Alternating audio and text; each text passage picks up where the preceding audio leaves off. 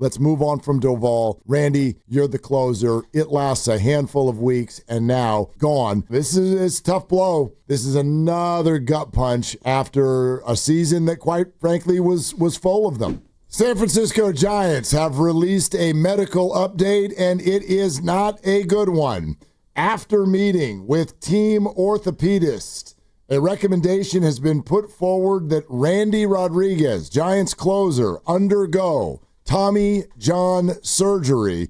A second opinion has agreed, and Randy and the team will move forward accordingly. Let me say it another way. Giants just lost their closer for next year, too, pretty much. Yeah, at least an option at closer, and I think Ryan Walker is pitching now like he could be that guy, but when you've got a young stud throwing 102 and you have another guy who could throw 100 and you trade him because you kind of were thinking maybe you were ready to give up on him and you're giving the keys to the car to Rodriguez and now he's out too, that's a tough one. Yep, this changes the course of how the Giants will build their bullpen going forward. This is obviously a move that's kind of blown up in their face. I'm not going to say that the Camilo Doval trade, would you have done it if you had known this? Maybe not. Let's let you know. I don't know how many of you follow everything that's going around all of baseball. Camilo's been horrible since joining the Yankees. Like, objectively, about 7, right? Horrible. Yeah. Like, they are booing him in New York. Then again, who do they not boo? But you get my point. The Doval thing has been really bad for the Yankees, and so maybe you still would have done that anyway if you're the San Francisco Giants, because they really do like, for instance, the catcher that they got in return. They're excited about him.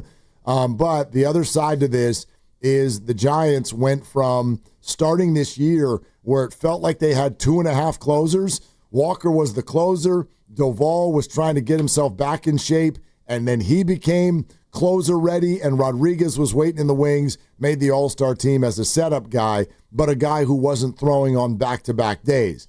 Then they finally felt he's stretched out, he's ready to go. Let's move on from Doval. Randy, you're the closer. It lasts a handful of weeks, and now gone. Tommy John surgery. Sure, Walker is pitching a little bit better here of late, but do you want to go into next year with him as your closer? I cannot feel like they are all that comfortable on that. And so now all of a sudden, you had what felt like an embarrassment of riches at the back end of your bullpen, and now you're on the search in the offseason for a closer. Yeah. Again. You go from legitimately 3 possible closers and a very good right-handed setup guy in Tyler Rogers, and then Doval gone, Rogers gone, Rodriguez hurt, and now you're down to just Ryan Walker going into next year. So, yeah, I don't know what the farm has as far as a hard-throwing closer type of guy, but if you need to go out and get a closer, those are not easy to usually acquire in the open market because teams that have closers, they like to keep them.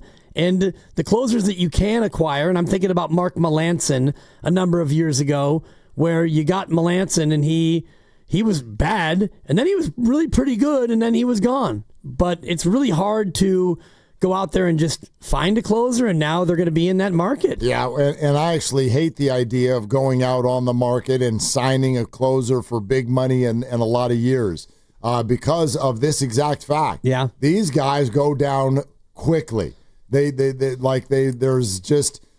throwing 100 miles an hour. And there's too many injuries, and it falls off a cliff. I hope they learn their lesson with Melancon and others. Like, that's something that I really love to see a team almost kind of treat closers the way you do see NFL teams treat running backs, which is bring them up through the system when they're young, cost-controlled and cheap, and then when they're ready for a big free agent deal at age 30, see you later, let them go. I know that that's a little bit of a piece of meat idea, but that's kind of what works historically for the closer position, which is why the Giants looked like they were in such good shape, because all those guys are under very cheap team control going forward. Doval as well, but they move on from him. Yep. Walker has a wonky year, and now Rodriguez is hurt. But I do not want to see the Giants go out and spend big on a closer this offseason. Agreed. At all. And just looking at the Randy Rodriguez season, I don't know how they could have seen this coming because you mentioned back-to-back days. On that second game is when you gave up those 2 home runs to the Mets and you lost that game. 4 days later, the trade deadline, Doval's gone, and you turn it over to Rodriguez, and he was okay, and then he ended up missing. He sat out for 9 days, and then he pitched 3 more times, gave up hits in each and a couple of runs, and now he got hurt. So unless there was some elbow thing happening before you traded Doval, this to me is just, as Boch would call it, buzzard's luck. Yeah, no doubt. Like this, I don't think there was any sign before. Is what I'm saying. And I don't think that the Giants necessarily would have handled this any differently. Again, it's not like as a Giants fan you're feeling great if they kept Doval in this situation, because the bottom line is he kind of hit a wall again, and he wasn't pitching well, and he can't control his pitches. Like some nights it's devastating. Other nights it's all over the place and walking the first 2 guys every time out there. Too stressful, not what you want as your closer. But you also, obviously, you don't want this. You don't want to be back to square one. And maybe they're not. Maybe that's not a nice way to talk about Ryan Walker. He had some success with the position, but kind of lost that this year. And now it leaves you in this spot. But what the answer is, I don't know, because you want that person coming up through your system. You do not want to go out and spend big on a 30-year-old in the and do some sort of a multi-year deal at that position. For me, that would be a no. It would be a definite no. And you mentioned Doval. His ERA is actually now down to 5.79. Okay, that's in exciting. 9 innings, he's given up 9 runs, 6 of them earned for the Yankees. Yeah, and he's not been great. And I do wonder about that, though, Mark. If this Rodriguez injury would have happened on June 29th, I do think you would have had to change your tune about Camilo Doval, even though you may want to move off in the offseason, or maybe you moved off of him anyway at the deadline, because Buster got to the deadline, Buster Posey, and they were in sell mode anyway. Yep. And you were selling relievers thinking that you had Randy Rodriguez, and you're thinking, okay, we got our Rod, and he could be really, really good for us. So, yeah, we feel comfortable getting rid of Rodgers and Doval and having Rodriguez be our guy in 2026, but not now. He's going to be gone for, you would assume, all of next year. Or at least most of it. Yep. You know what I mean? I mean, we sit here. I mean, that's one of those injuries that we tend to just assume is a year. And so by the time he's going to come back, I can't think that that's, even the job that they would give him, even if he was going to come back for the last month or 2 of the season. That's not a job they're just going to hand over to him. Giants do have some, relievers that are in the top 15 on their prospect list, but I don't know that anybody is. In fact, I'm pretty sure that nobody is major league ready coming out of that group. So it's a tough blow.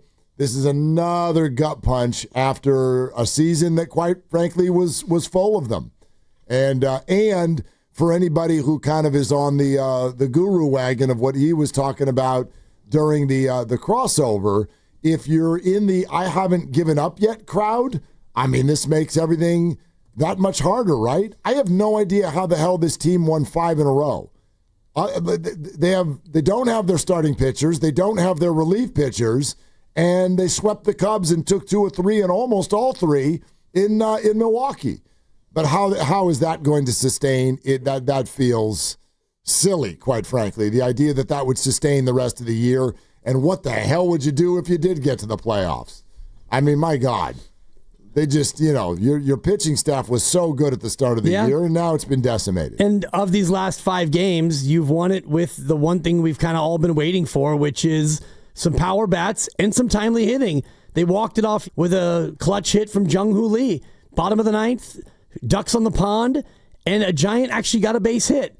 And it was Jung-Hoo Lee, got one into right field, and the run scored, and everybody tore at the poor young man's jersey, and it was a walk-off, and it was exciting. And that's, I think, partly why you were saying what you were saying yesterday about how much you hate this team, because they're doing the things now that we wanted them to be doing in June and July, but they weren't. And now you're doing it when you're 6 games out of the wild card with 28 to go. What's the point, guys? And Adames was sort of insinuating after the game that it just... This group, with all of the changes, you had some big-time free agents come in like him. You have Jung-Hoo Lee, who's still doing his first full season as a big leaguer. Then you trade for Devers. He sort of insinuated that maybe it just kind of took till now for everything to gel. And the thing that I think goes through most people's heads when someone says that is, you really need to gel as a baseball team? It's not like one of you is running routes and the other one needs to be in sync with you. When you're at the plate, you're at the plate. Do you need to be gelling with Rafi Devers for you to hit the ball real far? I get there's clubhouse chemistry. That I understand. Same thing for a pitcher. Is Logan Webb worried about what Jung-Hoo Lee is doing in center field when he throws a slider? Like, you just throw a good slider. But Elliot Ramos is worried about what Jung-Hoo Lee is doing, and Jung-Hoo is worried about Elliot Ramos. And so defensively, I think that's where you've seen a lack of gelling. And also there's the human part of it, Mark, where Rafi Devers comes to a new city and Adames comes to a new city. There's a certain amount of those adjustments that you can't just discount, in my opinion.